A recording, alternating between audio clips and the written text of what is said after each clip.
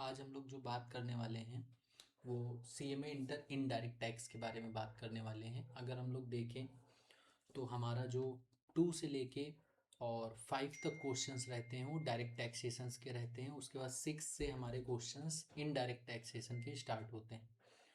तो indirect taxation में सबसे ज़्यादा प्रॉब्लम ये रहती है कि 2 सब्जेक्ट्स हैं आपके डीटीआई डीटी में, तो ये काफ़ी ब्रॉड सब्जेक्ट बन जाता है। तो अब हम लोगों के पास जैसे कि हम लोग जानते हैं कि 10 से 12 दिन हैं, तो इसमें हमको सब कुछ पढ़ने की नीड नहीं है। कुछ इंपॉर्टेंट टॉपिक्स जो हम आपको हर सेक्शन वाइज बताएंगे कि 6 के ए में क्या इंपॉर्टेंट है और 6 के बी में, 7 के ए में, 7 के बी में ऐसे कौन कौन से क्वेश्चंस आ सकते हैं और कौन कौन से टॉपिक करके जाने हैं जिनसे कि आपके क्वेश्चंस एग्जैक्टली मिलेंगे। जैसे पिछली बार हमने पिछले अटेम्प्ट में आज जो आपका जून 25 अटेम्प्ट था उसमें हमने आईडीटी का पेपर डाला था एक्सपेक्टेड, और सेम पेपर वही रिपीट हुआ था। यहाँ तक 6 के ए और 6 के बी के क्वेश्चंस भी मैंने दो दो तीन तीन क्वेश्चंस दिए हुए थे। 6 के ए में 2 से 3 क्वेश्चंस थे और 6 के बी में 2 से 3 क्वेश्चन थे, और उन्हीं में से जो क्वेश्चन नंबर ए था वही 6 का ए और 6 के बी में रिपीट हुआ था। आप अगर आपको यकीन ना हो तो आप शायद 1 जून को वो वीडियो मेरी अपलोड थी, और उसके बाद जून में आपके एग्ज़ाम थे 10th या 11th थे, उसके बाद वो पेपर आया हुआ था। तो उसके पहले ही हमने 1 जून को ये बताया हुआ था। तो अभी भी मैं ऐसे ही बताने वाला हूँ कि आपके 6 के ए में बेसिस ऑफ आईडीटी से क्वेश्चन आएगा, जैसे different between DT and IDT ये आ सकता है, या फिर एडवांटेजेस डिसएडवांटेजेस आईडीटी का आ सकता है। जीएसटी से पहले क्या क्या प्रॉब्लम थी, जैसे कास्केडिंग इफेक्ट्स वगैरह, फीचर्स ऑफ इनडायरेक्ट टैक्स, और कौन कौन से टैक्स सब्स्यूम्ड हो गए हैं जो होते हैं सेंट्रल लेवल पे और स्टेट लेवल पे। उसके बाद GST council, goods and service network जो होता है आपका, और फीचर्स ऑफ जीएसटी। याद रखिएगा फीचर्स ऑफ जीएसटी और फीचर्स ऑफ आईडीटी दोनों अलग अलग होते हैं, अलग अलग पढ़ना है। जीएसटी काउंसिल्स के फंक्शंस क्या होते हैं, मतलब ये जीएसटी काउंसिल में ही कवर होता है लेकिन अलग से हमने लिख दिया क्योंकि काफ़ी बार अलग से क्वेश्चन रिपीट होता है। 7 के ए में 2 चीज़ें आ सकती हैं, या तो आपका कंपोजिशन आएगा या तो आरसीएम आएगा, दोनों में से कोई एक आएगा। अगर कंपोजिशन के अंदर बात करें तो दोनों ही सेक्शन 10(1) और 10(2) दोनों ही आपको याद करने हैं, गुड्स एंड सर्विसेज दोनों वाले। उसके बाद कंपोजिशन के जो रेट हैं 1%, 5%, 6% ये याद करने हैं, मैन्युफैक्चरर ट्रेडर इनके केस में क्या क्या लगते हैं। और उसके बाद एक ऐसे क्वेश्चंस आते हैं इसमें कि मान लीजिए एक स्टोर इनका दूसरे स्टेट में है और दूसरा स्टोर दूसरे स्टेट में है। एक स्टेट में कंपोजिशन जो है ले रहे हैं, तो क्या दूसरे स्टेट में रेगुलर ले सकते हैं? नहीं ले सकते हैं। तो इस तरीके के थोड़े केस टाइप वाले क्वेश्चंस आपको पढ़ के जाने हैं। ऐसे केसेस जहाँ पे जो है कंपोजिशन स्कीम अप्लीकेबल नहीं है, क्या करते हैं, इसे इंटर स्टेट ट्रांजेक्शन करते हैं, सीटीपी कैजुअल टैक्सेबल पर्सन वगैरह के केसेस में। आरसीएम की एक लिस्ट दे रखी है, जैसे एडवोकेट हो गए, ऑर्थर हो गए, ऐसी एक लिस्ट है पूरी 10-15 लोगों की, वो लिस्ट आपको पढ़ के जानी है। आगे हम 7 की बी की बात करें, इसमें आपका value of supply, time of supply, place of supply, कहीं से भी क्वेश्चन आ सकता है, लेकिन हमने बहुत ही समराइज वे में बताया हुआ है कि आएगा भी तो कहाँ से क्या क्या आ सकता है। पहली चीज़ तो 15 से आ सकता है वैल्यू ऑफ सप्लाई। 15 में क्या होता है, आपका ट्रांजेक्शन वैल्यू लिया जाता है, इसमें कुछ चीज़ें ऐड होती हैं और कुछ चीज़ें लेस होती हैं।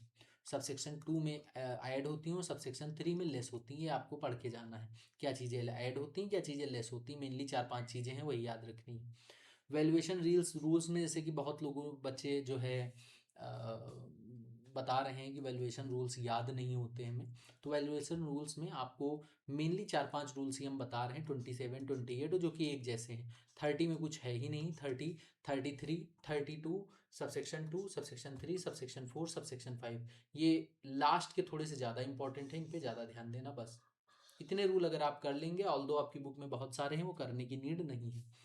इसी तरीके से टाइम ऑफ सप्लाई में सेक्शन 12 गुड्स सर्विसेज और चेंज इन रेट, 3 सेक्शन कर लेंगे, आराम से हो जाएगा। इसमें भी जो आरसीएम वाले सेक्शन हैं उस पर ज़्यादा ध्यान दीजिएगा।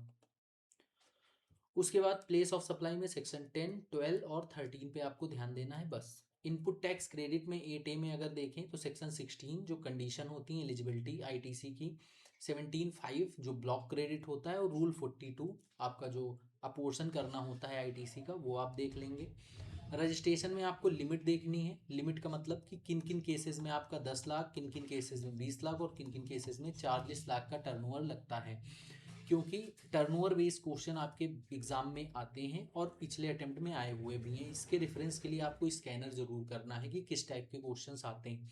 हमारा ये मानना है कि रजिस्ट्रेशन का क्वेश्चन इस बार आ सकता है एग्जाम में, रजिस्ट्रेशन का वो इसी टाइप का आएगा।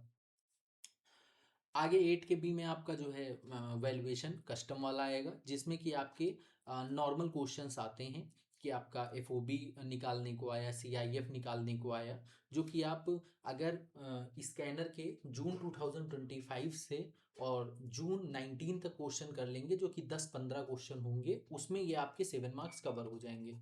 अगर कोई बच्चा इतना करके जाता है जितना हमने बताया है अभी इसमें, और ये आईडीटी अप्रॉक्सीमेटली 60 मार्क्स का आता है, 60 में से 45 प्लस मार्क्स इसी से आएंगे, ये बात याद रखिएगा। मैं ये कहता हूँ कि एक आधा क्वेश्चन कोई यहाँ से ना आए, ऑल्दो मोर देन 70% 80% पेपर यहीं से आएगा जो मैंने लिस्ट बना के दी है। ये लिस्ट आपको बिल्कुल कायदे से बिल्कुल प्रिपेयर कर लेनी है, और ये लिस्ट अगर चाहिए आपको तो आप इस नंबर पे हमको जो है मैसेज कर सकते हैं, या फिर टेलीग्राम पे अभी हम जो है वीडियो के डिस्क्रिप्शन में लिंक डाल देंगे, टेलीग्राम पे पीडीएफ अपलोड कर देंगे, तो वहाँ से आप इसको डाउनलोड कर सकते हैं।